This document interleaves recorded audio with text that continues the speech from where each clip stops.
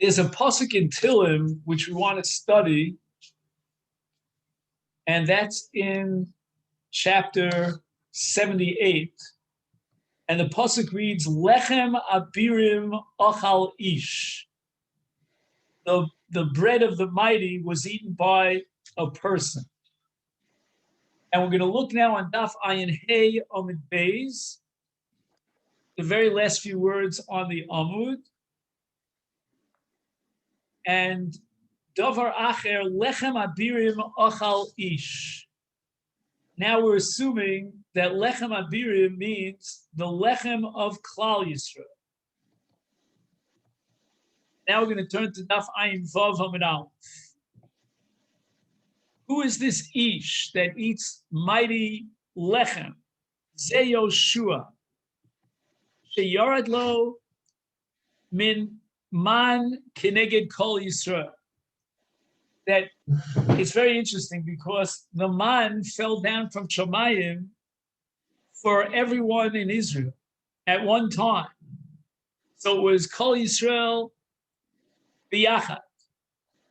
However, when Moshe Rabbeinu went up to Har Sinai to be Makabel the Torah, the Luchos, Yoshua ben Nun went up and joined him up until the last point he was allowed to go, at the foot of the mountain, the foot of the Har.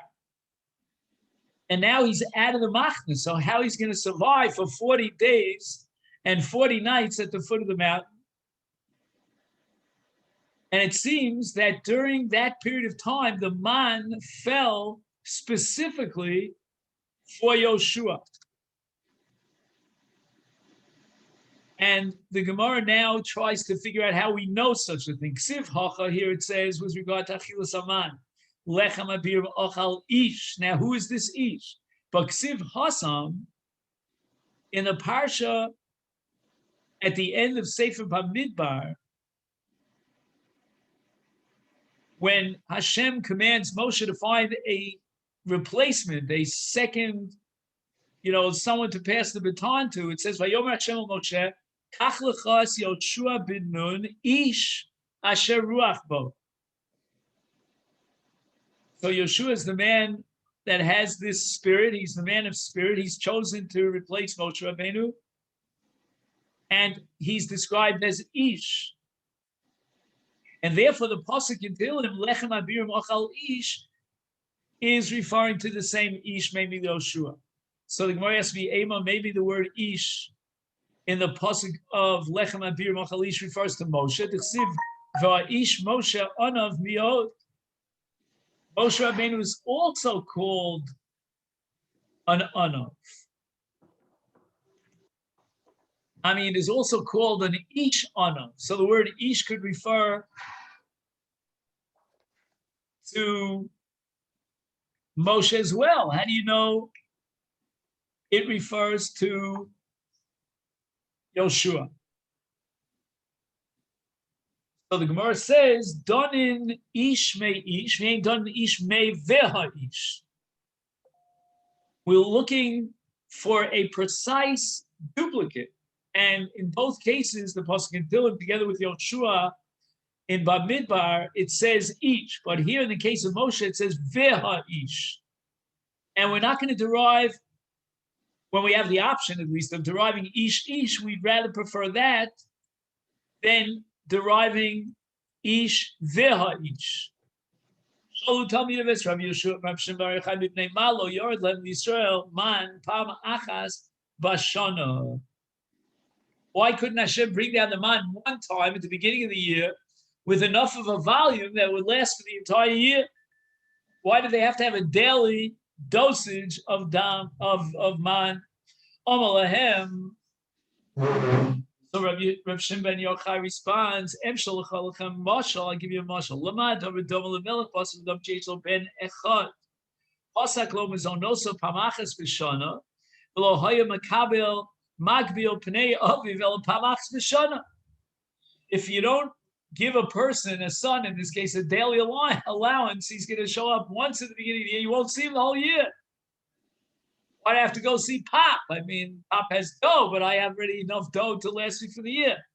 Therefore, Omar the Melech decided to postal him his own b'chol yom. He'd have to show up to Ben and collect his allowance daily. V'yamakabel pnei aviv b'chol yom. Kach af Yisrael, the same in the Nimshal, is Yisrael. If a person has 4 or 5 sons, Hayadoeg v'omer shema lo yerid min aman l'machar v'nimtzu kula mason b'ra. Right? If he doesn't get enough man to last for the entire family, he's got a family of 4 or 5 children. Nimtzu kula mechavnes lima lavim b'shamayim. If the man would have fallen once for the entire year and given enough man for the entire year, then nobody would be worried about it. No one would be machabed eslibo l'shamayim. And therefore, the daily dependence upon man brought about a dependence upon HaKadosh Baruch Hu. Davar acher, an alternative explanation as to why there wasn't a Yeridas man for the whole year, once for the year, but rather a daily dosage. They wanted to eat the man when it was fresh, when it was like fresh gebakt, warm out of the oven, so to speak. It was baked up in Shamayim. And even the tzaddikim who ate man, they would eat it while it was warm. And in order to guarantee that the tzaddikim would get their warm portion of man, it had to fall on a daily basis. Again, you could always ask the question, God is omnipotent. He could have done a miracle that it would stay warm like he did with the lechem hapanim. But I guess the premise here is that God wants to limit the amount of miracles. Man itself is enough for a miracle. Davar acher, a third explanation as to why the man would fall on a daily basis, mipnei masoi haderech. Now, masoi haderech literally means the carrying of such a heavy burden of a year's worth of supply of man, but probably masoi haderech includes everything that's involved. You have to store it and make sure it doesn't, get spoiled and all that to gather together and store a volume of man that on one day that fell for the entire year. That's a major undertaking. Sava ukvar hoya Rabbi Bitarfa Rabbi Shmos Kenim Yoshim Yoskim Beparch Saman. Hoya Rabbi Elazar Modoi Yoshev Beineim. Nena Rabbi Elazar Modoi Yoma. Here was the proclamation of Rabbi Elazar Modoi in the presence of the 2 great Tanoim of that generation. Man sheyorlem Yisrael hayagavoa shishim amma. It was 60 amma high. Amalo Rabbi Tarfon Modoi, he called him Modoi, he came from that city. And Masechet megabev dvarim umevi oleinu. He sort of made fun of him. Rabbi Tarfon says, you're collecting things that have no taste, no meaning, no significance. Where'd you get such a crazy idea that the man was 40 amma high, 60 amma high? Amalo. So Rabbi Elazar Modoi responds to Rabbi Tarfon, Rebbe, Mikra Nidoresh, I didn't come up with this idea on my own. I got it from the Torah itself. Because with regard to the Yeridas Haman, the Torah says, Mikra Nidoresh, it says, Chamechesrei amma milamala gavru hamayim. This is the parsha of the Mabul. The waters came down from the heavens and they piled up 15 amma above the ground level. Right? What do they call it here on the way down to the Dead Sea? They call it sea level, right? They call it above sea level. Vayechasu haharim, and the waters just piled up until they covered the mountains. So it means, l'chora, what is Chamesh Yisrei Amma Milamala? Right, if you're talking about 15 Amma from the ground, then I don't understand what it means that Vayechasu haharim. You can't cover the mountains with 15 Ammas. V'chi Chamesh Yisrei Amma Bi'emek.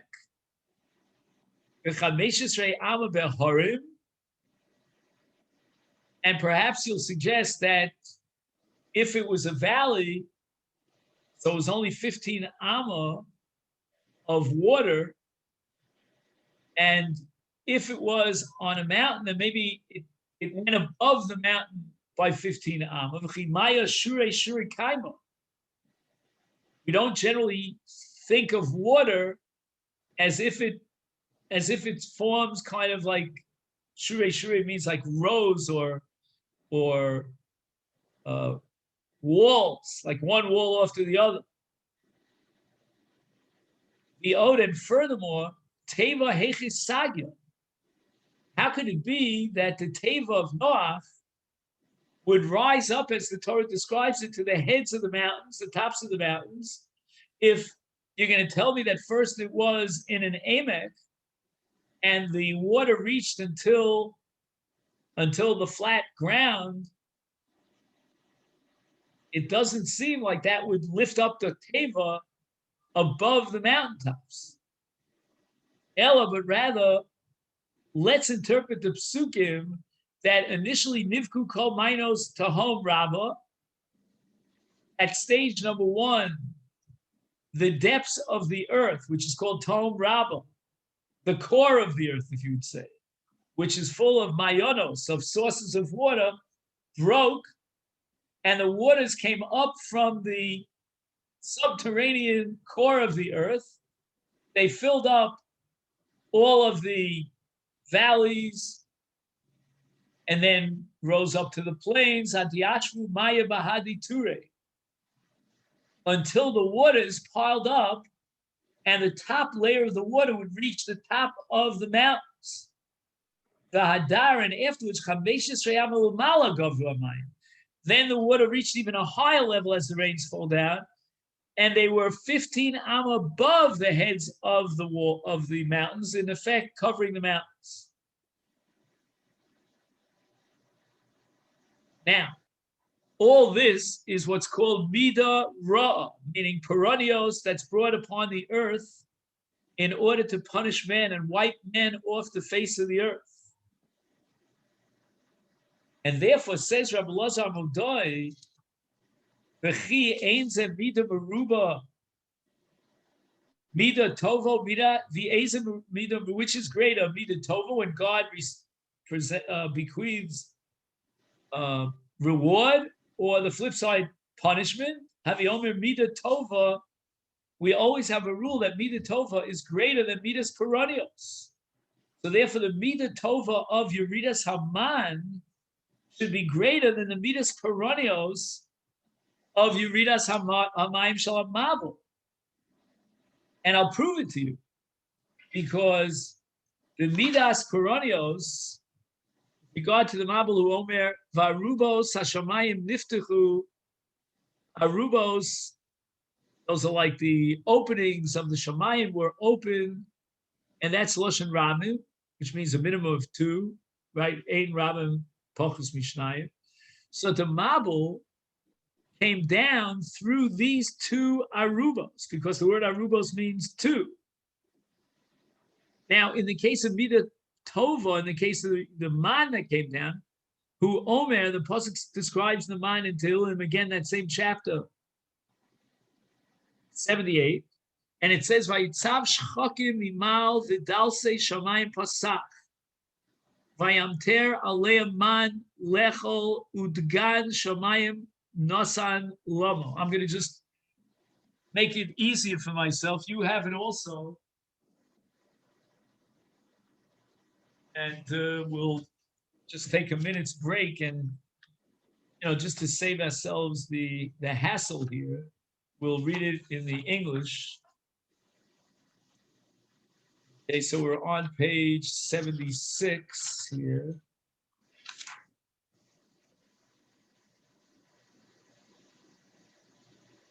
And it says here,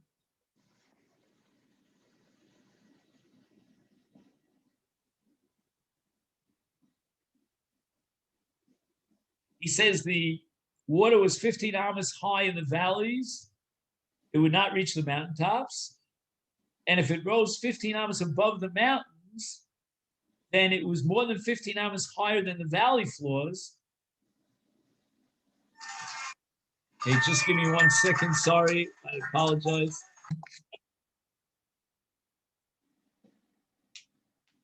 He says the following, that the measure of beneficence is greater than the measure of retribution. Again, I think we did better than the fancy English here. But anyway, he says concerning retribution, the Torah says, Varubos hashamayim niftachu, the windows of the heavens were opened. Okay. And the Mida Tovu Omer, with regard to man, it says, okay, we're going to read this pasuk from Tehillim 78 that we mentioned earlier, but now we'll read the English translation. He commanded the skies above, and the doors of heaven he opened, and he rained upon them manna to eat, and gave them heavenly grain. So it's interesting that there are two very interesting points about this pasuk that describes the man. Number one, it's coming down from Shamayim like rain. So that gives us already a reason to compare it to the rain that came down to Paronius on the Mabul, at the time of the Mabul. Secondly, it says Dalse Shamayim, and we have a rule that Ein Rabin Pachos Mishnayim. So it means that there were two doors, and these two doors are very similar to the arubos that we spoke about with regard to the Mabul. Kama arubos yesh bedeles. Now he describes aruba as a window.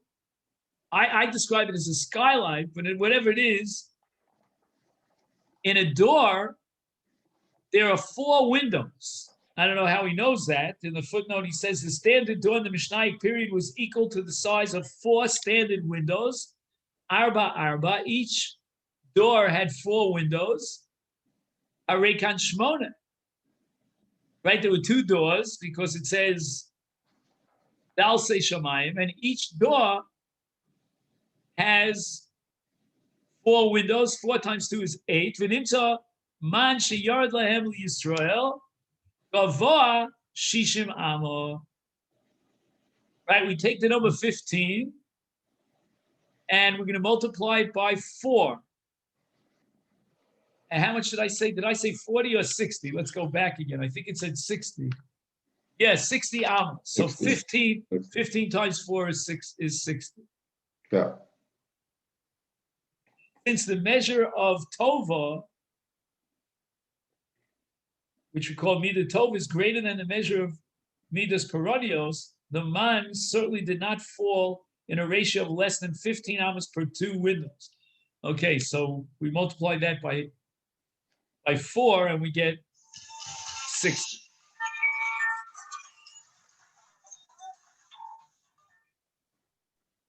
Okay. Now, Tanya, we learned to the Brisa, Isi ben Yehuda Omer, Man Sheyard Lem Yisrael Haymisgaber V'Ola Ad Sheromo So Kol Malchei Mizrach Umarav. That's how high it went that all the kings of the east and the west could see it. Shenemar Tarach Lefonai Shulchan Neged Sorah. Wow, this is the famous chapter in Tehillim Chav Gimel. And the pile of manna rose so high that all of the future tormentors of Israel, the kings of the east and the west, saw the food that God prepared for the Israelites in the wilderness. And then the pasuk says, "Kosi revaya, my cup overflows." Amar Abaye. What does this mean? Shmamina kosa de David li alma di osi mosan v'yesrim v'chad loga machzik. The goblet of David HaMelech in the world to come will hold 221 lugim. How do we know the Kosi Revaya means 221 lugim? Shenemar Kosi Revaya. Revaya b'gematria hachi havi. The word Revaya is 221. Let's see. Reish Kuf Reish is 200. And then we have 10 and another 11, that's 22. Just 1 second, what did I mess up on? Vav and Hey is 11, and 10 is 21, 221.